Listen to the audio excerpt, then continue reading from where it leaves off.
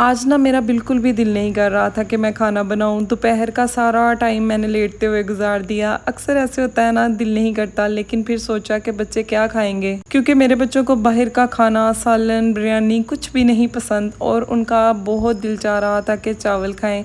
क्योंकि 2-3 दिन से ना मैं रोटियां वगैरह ही बना रही थी, चावल नहीं बनाए। तो फिर मैंने जल्दी से ना चिकन डीफ्रोस्ट किया। उसके बाद उस पर नमक और ना सिरका लगा कर ना अच्छे से पानी में चिकन को डिप कर दिया, क्योंकि अगर ऐसा ना करें तो फिर चिकन की सफाई करना बड़ा मुश्किल हो जाता है। अगर नमक और सिरके वाले पानी में डिप कर दो, चिकन बड़े अच्छे से साफ़ हो जाता है। 10 मिनट के लिए डिप कर दिया, उसके बाद मैं इसे क्लीन कर लूँगी, ठीक है। उसके बाद मैंने एक पतीली ली, पतीली के अंदर मैंने चावल ऐड कर दिए। बासमती चावल बनाऊंगी और मैंने 4 गिलास चावल लिए हैं। गिलास इसलिए दिखा रही हूँ ताकि बाद में जब हम पानी डालेंगे ना तो फिर आपको अच्छे से समझ आ जाएगी कि कितने गिलास हैं और कितना पानी ऐड करना है। आम सिंपल बासमती चावल से ही बना रही हूँ। उसके बाद मैंने प्याज, टमाटर, अदरक, हरी मिर्चें वगैरह बना ली, क्योंकि सामान बनाओ ना तो फिर कुकिंग करने में बहुत आसानी होती है। कभी कभी वैसे दिल करता है कि कोई आपके लिए खाना बनाए और मैं बैठकर मज़े से खाऊं, लेकिन ऐसा नहीं हो सकता, क्योंकि मेरी ज़िंदगी में मेरे शोहर के अलावा ऐसा कोई नहीं है जो मुझे बिठा कर खिलाए। और शोहर को भी अपने काम पर जाना होता है तो फिर उनको भी क्या तंग करना।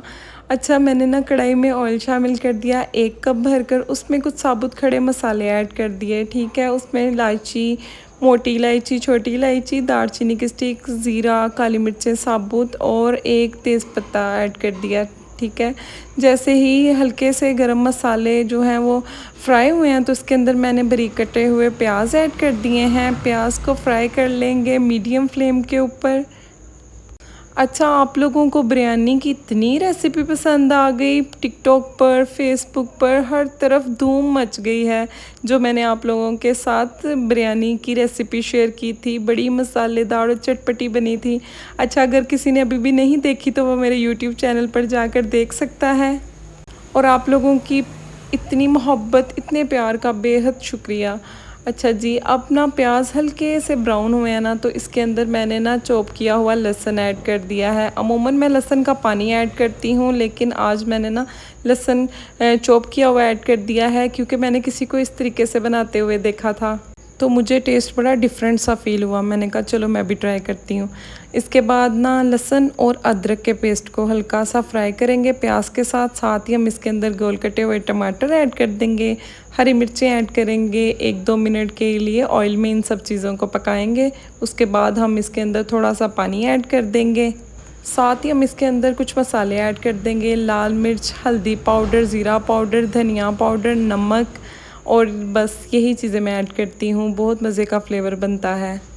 अच्छा, चिकन पुलाव एक ऐसी चीज़ है जब मुझे कुछ समझ नहीं आती और मेरा दिल करता है कि मैं कुछ ऐसा बनाऊं जो सभी शौक़ से खाएं, तो मैं ना जल्दी से चिकन पुलाव बना लेती हूँ, क्योंकि ये तकरीबन 20-25 मिनट में रेडी हो जाता है।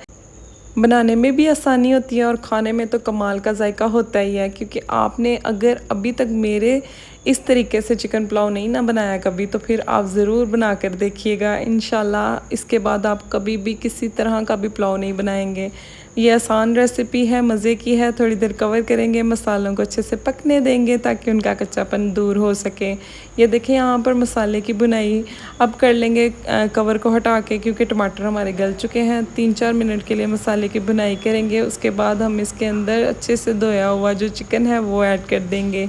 चैनल पर आप लोग नए हैं तो चैनल को सब्सक्राइब कर लिया करें, वीडियो को लाइक भी कर दिया करें, क्योंकि ये आप लोगों की तरफ से मेरी मेहनत का एक सिला होता है। अच्छा, पतीली ना मुझे छोटी लग रही थी और मुझे आदत है कि खुला सा बर्तन हो ताकि चावलों का जो दाना दाना है अलग बने, तो मैंने इसको पतीले में शिफ्ट कर लिया। उसके बाद हमने चिकन की अच्छे से बुनाई करनी है। आपको ना मैं एक टिप यहाँ पर बताती हूँ, जब चिकन की अच्छे से बुनाई हो जाती है ना तो चिकन की बोटी का जो साइज़ है ना वो श्लिंग हो जाता है। चिकन की बोटी ज़रा है ना सिकुड़ जाती है, तो इसका मतलब है कि इसकी बुनाई ना अच्छे से हो चुकी है।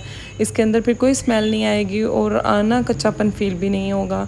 अच्छा, मेरे पास ना थोड़े से मटर पड़े हुए थे, मैंने ना मटर के दाने भी ऐड कर दिए, क्योंकि मौसम जैसे ही चेंज हो रहा है ना तो मटरों वाला पुलाव खाने का भी बहुत दिल करता है। जब मैं मार्केट गई थी मैंने मटर देखे और मैं थोड़े से मटर ले आई थी।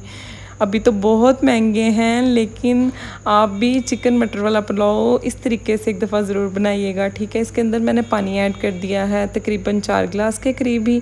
उसके बाद हम लोग चावल ऐड कर देंगे, भिगे हुए चावल को ना भिगोए हुए तकरीबन 25 मिनट हो चुके थे, ठीक है। उसके बाद हम अच्छे से चावलों को ना हल्के हाथों से हिलाएंगे ताकि चावल टूट ना जाए। फिर साबुत लंबी हरी मिर्चें ऐड कर देंगे और पानी को काफ़ी हद तक ड्राई कर लेंगे, लेकिन अभी भी इसके अंदर पानी है तो फ्लेम को बिल्कुल लो कर देंगे एक दफ़ा हिलाने के बाद, और लो फ्लेम के ऊपर 10 से 15 मिनट के लिए दम लगाएंगे।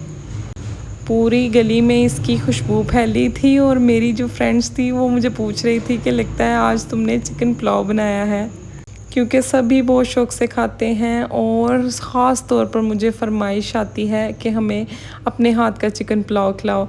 तो आपको भी ये रेसिपी अच्छी लगी तो वीडियो को लाइक कर दीजिएगा, चैनल को सब्सक्राइब कर दीजिएगा और मज़े से मज़ेदार सा रायता बनाकर इसको सर्व कीजिएगा। मुझे दुआओं में याद रखिएगा। ओके, अल्लाह हाफिज़।